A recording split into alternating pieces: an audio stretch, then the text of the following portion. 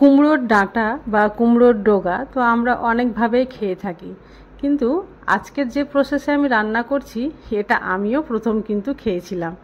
আর যখন খেয়ে দেখলাম যে এই প্রসেসে সত্যিই খেতে ভালো লাগছে, তখন তোমাদের সঙ্গে শেয়ার না করে আর পারলাম না।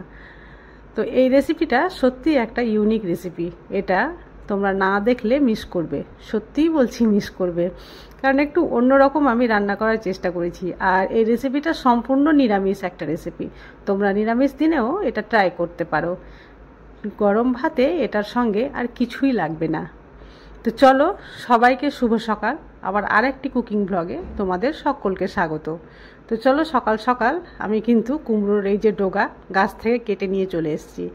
আর এটা এখন কি করব চলো দেখতে থাকো। প্রথম কাজ হচ্ছে এই ডগা থেকে পাতাগুলোকে এইভাবে ছাড়িয়ে নেওয়া। তো প্রথমে পাতাগুলোকে আমি আলাদা করে নিই, তারপরে পাতাগুলোকে আলাদা করে নেওয়ার পরে ছোট ছোট পিস পিস করে পাতাগুলো কেটে সেটাকে এক সাইড করে রেখে দেব। তারপরে এই ডগাটা কিভাবে রেডি করছি সেটা তোমরা দেখো, তাহলেই বুঝতে পারবে। তো পাতাগুলো এভাবে আমি ছড়িয়ে নিয়েছি ডগা থেকে, আর এই যে ছোটো ছোটো করে কেটে এক সাইডে সরিয়ে রাখলাম।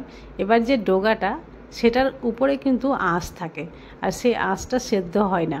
এটা ছোট ছোট পিস করে কেটে নিলাম, আর উপরে আঁশ বলো বা শাঁস বলো, সবাই সব রকম বলে থাকে আর কি। তো সেটাকে এই যে এইভাবে খুব সুন্দর করে নখের সাহায্যে আমি কিন্তু ছাড়িয়ে নিচ্ছি। আর এটা এতটাই পাতলা থাকে যে চাকু দিয়ে ছাড়ানো মুশকিলই আছে।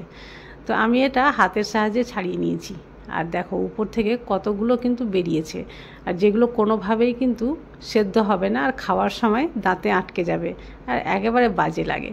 তো একটু কষ্ট করে যদি এটা ছাড়িয়ে নেওয়া যায় তাহলে খেতে দুর্দান্ত লাগে। তো সবগুলো কাজ আমার রেডি হয়ে গেছে, আর তোমাদের দেখিয়ে দিই যে উপরে কতটা এই যে বেরিয়েছে শাঁসগুলো, এগুলো কিন্তু কোনোভাবেই সেদ্ধ হবে না, এগুলো আমি সাইডে সরিয়ে রেখে দিলাম। এবার এই পাতা আর যে ডাঁটা আর কি, সেটা ভালো করে ধুয়ে জল ঝরিয়ে আমি রেখে দিচ্ছি একটা প্লেটে। তারপরে তোমাদের দেখাবো যে এর সঙ্গে আমার আরও কিছু কিছু জিনিস অ্যাড করতে হবে। তো চলো আগে ধুয়ে নিই, ধুয়ে এটা উঠিয়ে নিই, তারপরে আমি দেখাচ্ছি। আর হ্যাঁ, প্রতিদিনের মতো আমি আজ আবারও বলবো, আমার আজ ভিডিওতে যদি কোনো নতুন বন্ধু এসে থাকো তাহলে প্লিজ চ্যানেলটি সাবস্ক্রাইব করে পাশে থেকো, আর যদি আগে থেকে সাবস্ক্রাইব করে থাকো তাহলে তোমাদের জন্য রইল অসংখ্য ধন্যবাদ। তো চলো, ভিডিওটি স্কিপ না করে প্রথম থেকে শেষ পর্যন্ত দেখার অনুরোধ করছি। ভালো লাগলে অবশ্যই একটা লাইক করে দিও, আর বন্ধু বান্ধবদের মাঝে বেশি বেশি করে শেয়ার করে দিও। তো ডাঁটাগুলো সম্পূর্ণ ধোয়ার কাজ কমপ্লিট, এটা সরিয়ে রেখে দিলাম। আর এই যে দেখো, আমি নিয়েছি অল্প পরিমাণে ছোলার ডাল, আর এই ছোলার ডালটা আগে থেকে ভালো করে ধুয়ে তারপরে জলে ভিজিয়ে রেখেছি যাতে ফুলে যায়। আর সেটা প্রায় 1 থেকে 1.5 ঘন্টার মতো ভিজিয়ে রাখতে হবে। আর নিয়ে নিয়েছি একটা আলু, আলুটা এভাবে বেশ ছোটো ছোটো টুকরো টুকরো করে কেটে নিলাম, আর এটাও জলে এভাবে ভিজিয়ে রাখছি, না তো আলু আবার কালো হয়ে যেতে পারে।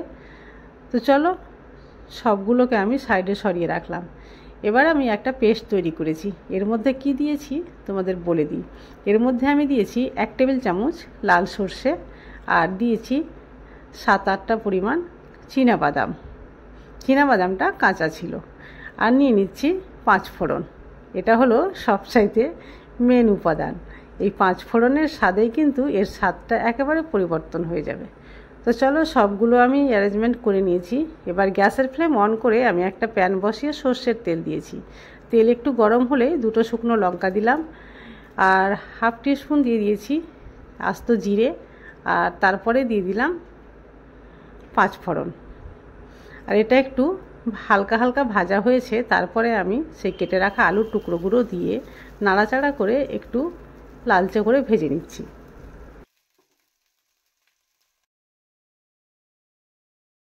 আলু ভাজার সময় গ্যাসের ফ্লেমটা একেবারে মিডিয়াম টু লোয়ে রাখতে হবে, আর আলুর ভাজার সময় শুধুমাত্র লবণটাই আমি অ্যাড করছি, বাকি গুঁড়ো মশলাগুলো পরে দেব, কারণ এখন দিলে পুড়ে যেতে পারে। লবণ দেওয়ার পরে পরেই আমি কিন্তু দিয়ে দিচ্ছি শাক আর ডাঁটা, আর এগুলো দেওয়ার সঙ্গে সঙ্গেই আমি দিয়ে দেব এবার হলুদ গুঁড়ো, কাশ্মীরি লঙ্কার গুঁড়ো আর ধনে গুঁড়ো। তারপরে খুব ভালোভাবে নাড়াচাড়া করে নেব আমি। আর এটা দেওয়ার সঙ্গে সঙ্গেই কিন্তু এর মধ্যে থেকে জল ছেড়ে দেবে। তার আগেই আমি দিয়ে দিচ্ছি সেই ভিজিয়ে রাখা ছোলার ডাল। আর সবগুলো উপকরণ প্রায় দেওয়া হয়েই গেছে। এবার আমি খুব ভালো করে নাড়াচাড়া করে ঢাকা চাপা দিয়ে রেখে দেব, গ্যাসের ফ্লেমটা একেবারে লো করে।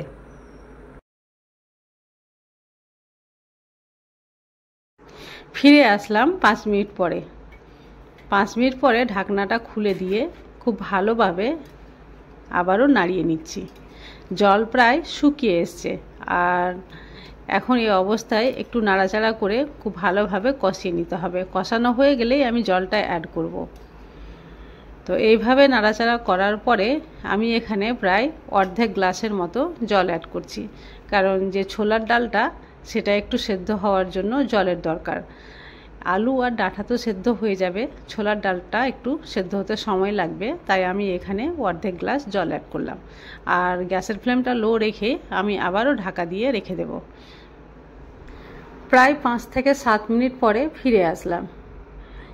এবার আমি ঢাকনাটা খুলে একটু খুন্তির সাহায্যে দেখে নিই আলুগুলো সেদ্ধ হয়েছে কি না। যদি আলুগুলো সেদ্ধ হয়ে যায় তাহলে কিন্তু এখানে অ্যাড করতে হবে সেই বেটে রাখা বাদাম আর সর্ষে। তো দেখো আলুগুলো সেদ্ধ হয়ে গেছে, তাই আমি এখানে বেটে রাখা বাদাম আর সর্ষের যে পেস্ট ছিল সেটা সম্পূর্ণ দিয়ে দিলাম। তারপরে খুব ভালোভাবে আবারও নেড়ে নিলাম। নাড়ার পরে এটা ঢাকনা দিয়ে ঢেকে আবারও আমি রেখে দেব প্রায় 5 মিনিটের মতো। জলটা যখন প্রায় শুকিয়ে আসবে তখন রেসিপিটা কমপ্লিট হয়ে যাবে।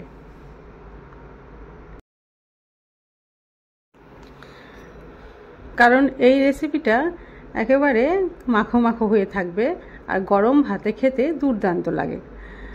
আর আমি আগে খেয়েছি, ভালো লেগেছে, তাই তোমাদের সঙ্গে শেয়ার করছি। আর সবশেষে দিয়ে দিলাম ঘি। ঘিটা দিলে এর স্বাদটা আরও সুন্দর লাগে। তো আমি এখানে ঘি অ্যাড করে দিয়েছি আর গ্যাসের ফ্লেম একেবারে বন্ধ করে দিলাম, কারণ রেসিপিটা একেবারে তৈরি হয়ে গেছে। তারপরে সার্ভিং প্লেটে আমি সার্ভ করে নিচ্ছি। আর দেখো কত সুন্দর লাগছে, দেখেই মনে হচ্ছে যে আর অন্য কিছু লাগবে না গরম ভাতে। এটা দিয়েই এক থালা ভাত নিমেষেই শেষ করা যাবে। আর একটা কথা তো বলতে ভুলেই গেছি, যখন আমি এটা রান্না করছিলাম আমার ছেলে বলছিল, মা তুমি কি করছো আজকে? মাছ মাংস বাদ দিয়ে আজকে তুমি এই ঘাস পাত রান্না করবে? তারপরে যখন রান্না হলো তখন সে মাছ মাংস আর কোথায় যায়, সেগুলো তো বাদ দিয়ে এটা দিয়েই সে পেট ভরে ভাত খেলো। আর বলল, মা সপ্তাহে অন্তত পক্ষে একদিন আমাকে করে দিও। তো আজকের রেসিপি তোমাদের কেমন লাগলো অবশ্যই কমেন্ট করে জানাবে। আর এই ধরনের রেসিপি পেতে হলে চ্যানেলটি সাবস্ক্রাইব করে দিও। আর আজ তাহলে এই পর্যন্ত, দেখা হবে নেক্সট রেসিপি ব্লগে। ততক্ষণ পর্যন্ত ভালো থাকো।